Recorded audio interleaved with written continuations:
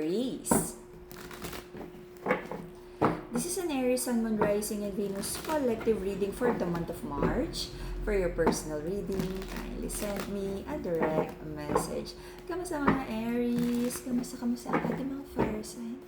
Fire sign na Aries, please. Fire sign na Aries, collective energy. Reminder, ang nag-iisang account na Mystic Siren ay kay Angeles 11. Any messages coming from a different account, hindi po ako yun. Mag-ingat sa scammers. Aries. Let's see kung anong meron. Aries, Sun, Moon, Rising, and Venus collective reading for the month of March. Collective energy ng Aries. Collective energy ng Aries. Alrighty, let's see kung anong meron. Aries, trying to make a decision, plan A, plan B, yes or no. Anong nangyayari? You feel so broken-hearted, disappointed about a certain situation in your life. Meron kang mga gustong mangyari, long-term plans, abundance, long-term goals with your person. Though wala naman ako nakikitang hiwalay, kaya lang parang may mga decision na kailangan gawin, yes or no. Gusto mo ba talaga to? Long-term ba to? Kayo ba talaga? Maayos nyo ba to? Saan ba kayo papunta? Maraming mga tampuhan, maraming mga but kahit may mga ganong klaseng disagreements, patuloy nyo pa rin sinusubukang i-build ang connection na to.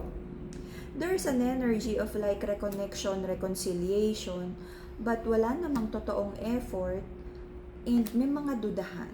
Okay? Totoo ba to? Long term ba tong relationship na to? Okay? I feel nagkaroon ng trust issues in the past. This is the Aries energy, the masculine in this connection, very stubborn. Parang gusto niya lagi siyang nasusunod. Every time may disagreements, kahit mali siya, tama pa rin siya. Okay. So, this is also the Aries energy. Kahit babae naman yung Aries, it feels like an Aries energy here na parang kahit mali, tama pa rin siya. Mas mabigat, mas masculine, mas dominant kung pag sa connection na to, yung lalaki pa yung Aries. Double strength. Okay. Nagpapakiramdaman, totoo ba kayo sa isa't isa? But pinipilit nyong maging okay?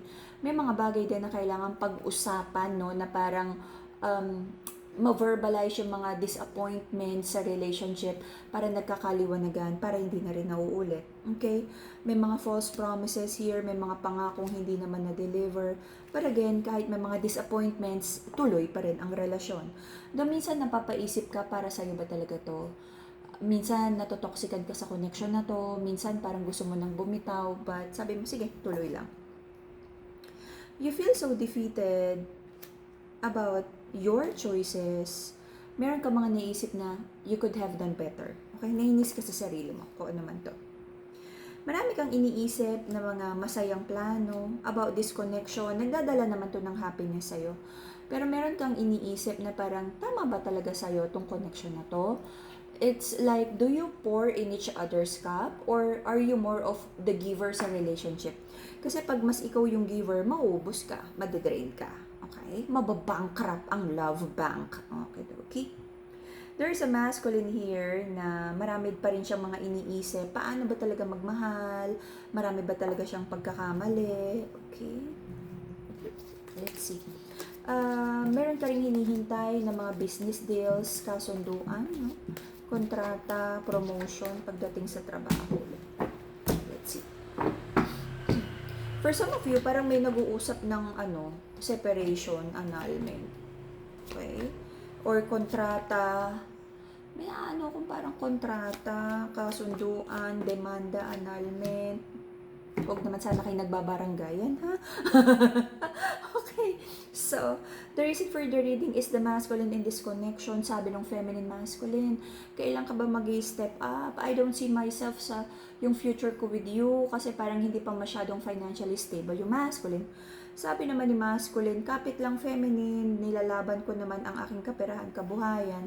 Kumbaga kung ano man yung mga pinaghihirapan or pagod ni masculine, sabi niya, gusto niyang magkaroon ng victory sa kasunduan ng pag-ibig na to. For some of you may kasal, for some of you may bata, for some of you nagpaplano pa lang ng kasal at hindi matuloy-tuloy yung engagement at kasal because the masculine doesn't feel financially stable for now, right now, okay? Maraming doubts here, marami kang insecurities.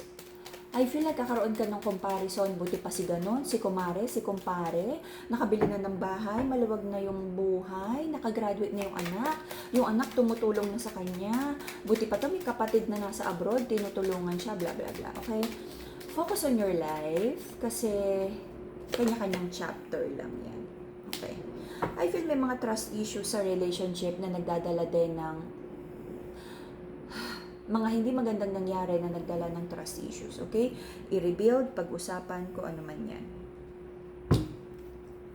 For some of you, may nakikita ako na parang may nakalaan sa'yo na promotion, recognition, na parang may nanira sa'yo or ninakaw yung opportunity sa'yo or client mo ninakaw sa'yo or promotion mo yon para sa'yo or meron ka dapat increase pero may chuchu na siniraan ka. Chismosa. Or may jowa ka, tas siniraan ka, tas nag-break kayo. May ninakaw sa yung parang para sa'yo opportunity or relationship na maganda. Because of like mga taong ini-evil eye ka. Okay? Meron kang pinagpe-pray, meron isang connection sa buhay mo na parang dapat mo na talagang iwanan, mag-move forward, mag-heal, okay? Na para mas makapag-focus ka sa sarili mo, sa personal growth mo. Right now, the star card, marami kang pangarap. Sabi mo, Lord, paano ko ba makukuha yung pangarap na yan? Asan ba ang address niyan? Pupuntahan ko na kung hindi pa i-deliver. Sabi mo, lahat naman ng binibuild mo para sa family, para sa anak, future plans. Okay? So, your person, parang gusto kanyang kausapin, meron siya mga gustong sabihin sa'yo. Nagpapakiramdaman kayo. Minsan may mga kayo nagkakasakitan, natitrigger nyo yung isa't isa, nag-aaway kayo. At parang meron kayong mga dapat pag-usapan tungkol sa mga resentment nyo sa isa't isa. So, meron ka mga doubts. Feminine, meron ka mga doubts kung long term ba talaga to. Kung ito na ba talaga yung gusto mo. And the masculine in this connection, meron din siyang doubts about the feminine. Na parang, totoo bang minahal siya ng feminine? Ooh, totoo bang minahal ako ni feminine? Or is this all about money? Okay?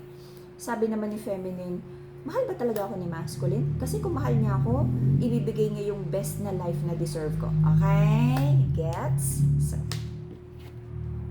So until like around June, may toxicity sa connection na to na dapat talagang mabura. Okay? Whatever you're trying to manifest, maaaring magkaroon ng delays. May nag-i-evil eye sa relationship na to. Aries, may kaaway ka ba? Parang may nag-i-evil eye sa'yo. Hindi happy sa success mo. Okay. Kung ito ay isang relasyon, kung ito ay is a new relationship, at meron like unfinished relationship in the past, baka kailangan mo munang tapusin yon kasi baka meron kang ex na ini-evil eye ka. Kung meron kang bagong pinasukang work, sana naging maganda yung exit mo dun sa previous job. Baka naman meron kang nakatampuhan o may kaibigan kang hindi, nai-evil eye ka. Ligo ng asin. Okay. Meron din dito mga pangako sa pag-ibig but may hindrance, may blockage yung pangako ng pag-ibig, yung pag-deliver ng promise of love. For whatever reason. Pwedeng yung isa hindi ready. Meron pang hinihintay na ex. May hang up sa past. Or hindi ready mag-commit. Okay? Kaya hindi ma-move forward na maayos ang relationship na to. But, okay, wala tayong control sa desisyon, sa puso, sa utak ng ibang tao. Para sa akin, focus ka na lang sa kapirahan, kabuhayan. Kasi, naapektuhan, no? Or are you really para sa isa't isa? Minsan kasi alam mo yon kapag halimbawa parang may nasaktan tong tao na to from the past, tapos yung ex nag-evil eye kasi parang ikaw yung pinalit, may blockages sa swerte, mag-cleansing ka, ligo ng asin, sage, ipag-pray mo na sana mawala yung mga evil eye na yan. Okidoki. Let's see kung magiging mas maganda ang ating bonus reading. For now, marami ako nakikitang delays and potential blockages. I don't wanna claim. Do good. ayusin ang mga desisyon sa life para maging mas maganda yung mga future energies pa.